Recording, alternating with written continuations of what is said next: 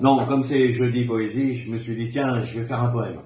Ce foutu coronavirus, on va tous l'avoir dans l'année, à moins de rester confinés.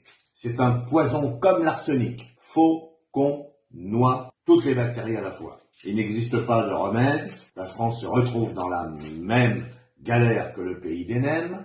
Le gouvernement nous embrouille, probablement par manque de cran, ou pour céder aux plus offrants. Arrive le professeur Raoult qui nous exhibe sa bio et ses prix internationaux. Au début, t'es chaud, comme une grippe, comme si on te faisait une piqûre. Sauf que t'as mal et que ça dure. Pour s'éloigner de ceux qui toussent, on organise des parties de cache-cache avec les amis. Et là, commencent les délations, plus le droit de faire des festivals, des fiestas ou des carnavals. Ça me rappelle l'époque du SRAS. J'avais rencontré une copine qui était en fac de médecine.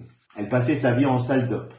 C'était une sacrée savante, une bonne fée, une soignante. Elle disait c'est pire que l'herpès, pendant que je tripotais ses feuilles de soins qu'elle me faisait à l'œil. Pensait qu'il y aurait un vaccin en faisant tourner ses deux yeux et que le monde irait mieux. Un vaccin à inoculer. Pour ça, ils vont bien t'encadrer et peut-être même t'entuber.